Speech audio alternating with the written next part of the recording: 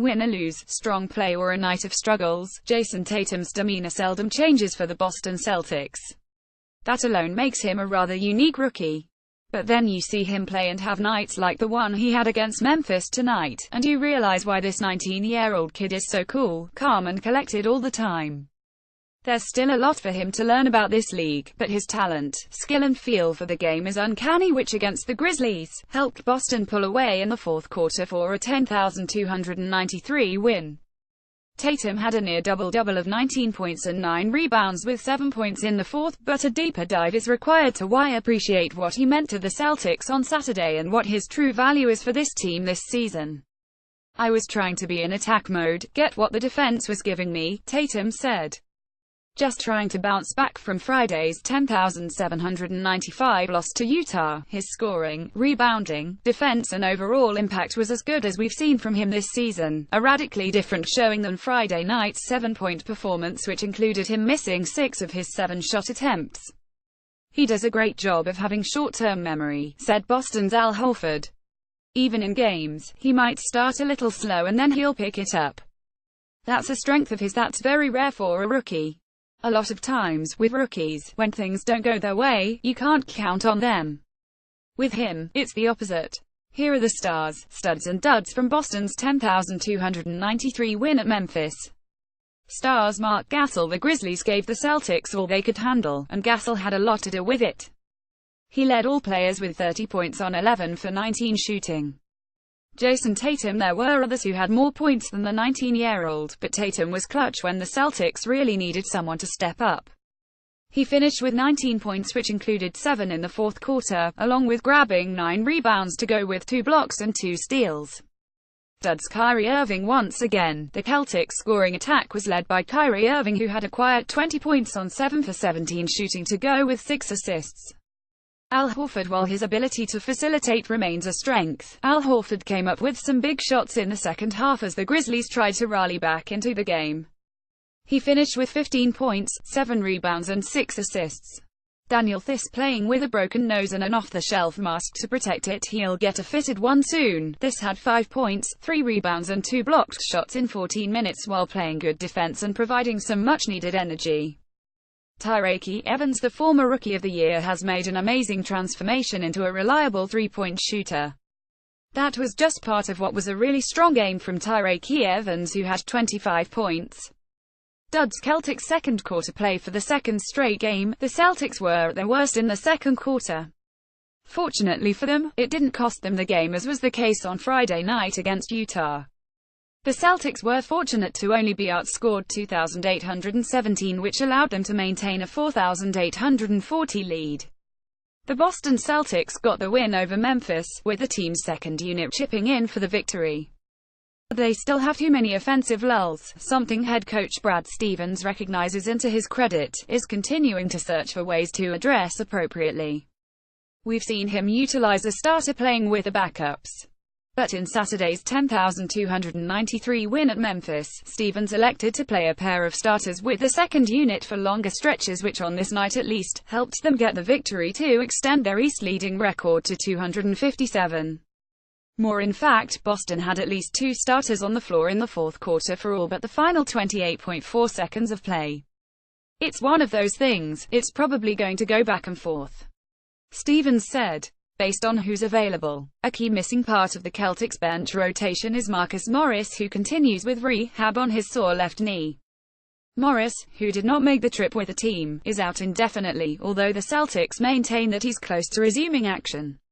Stevens was asked about his use of Jason Tatum and Al Horford together, with a trio of reserves.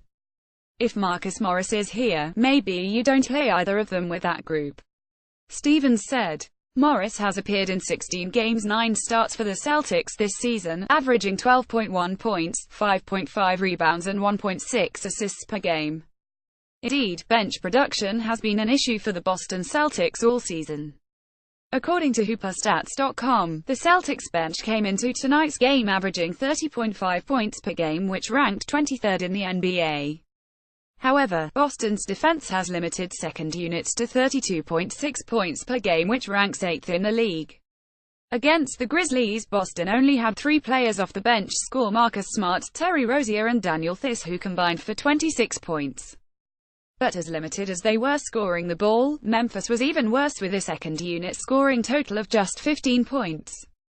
Of course, rotations are a season-long, always evolving process that is dependent heavily on not just who is available, but how those who are available to play are performing. The Celtics' second unit has had their moments this season, but by and large the team's success has been heavily fueled by the play of the starters.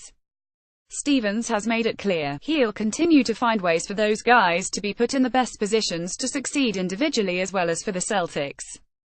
And as long as Morris remains out, you can expect Stevens will continue to find ways to fill that void with increased usage from his starters. As long as Marcus Morris isn't playing, Stevens said, we need to be alert to that and guys are going to have to play different rotations. The Boston Celtics finished Saturday's game against Memphis similar to how it began, in control. But it was the time in between that has to be of concern to Brad Stevens and the Celtics, who came away with a 10,293 win. While Boston 257 got the win, this was yet another game when the Celtics had long stretches in which they struggled at both ends of the floor. But the key to this victory was a 160 run to start the fourth quarter that put the Grizzlies 921 in a hole that they were never able to climb out of. Boston's 12 punch of Kyrie Irving and Al Horford were once again impressive for the Celtics, scoring 20 points and 15 points, respectively. The Celtics also got a strong game from Jason Tatum, who had a near double-double of 19 points and 9 rebounds. Memphis 921 was led by Mark Gasol's Gamma-high 30 points. The Grizzlies also got a strong performance from Tyreke Evans, who had 25 points. Boston's strong finish wasn't all that different than how they began the game in the first quarter. In the first, the Celtics looked like the team with the best record in the East, playing one of the league's worst teams, dominating play in every way imaginable.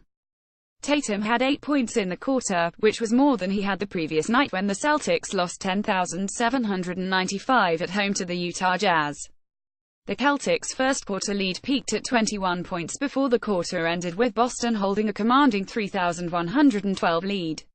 Now the second quarter, a totally different story. Boston went from working over the Grizzlies to just being plain woeful. And the issue was obvious: Boston's defense. After treating the lane as a do-not-enter zone for Memphis players in the first quarter, it was more like an easy pass lane for the Grizzlies in the second, with one lightly contested drive after another. And when Boston began to plug that leak, Evans, a 42% three-point shooter coming into the game, began to heat up to bring Memphis within 4,840 at the half. But the second quarter was once again about as bad as you could imagine for the Celtics. Memphis' strong play in the second quarter continued early in the third, with the Grizzlies making it a 53-all game following a jumper by Gasol as part of the 135 Memphis run. However, the Celtics regained the lead moments later when Kyrie Irving found Aaron Baines open around the rim for a layup. Gasol hit another jumper, with Irving coming back with a three-pointer that put the Celtics back on top.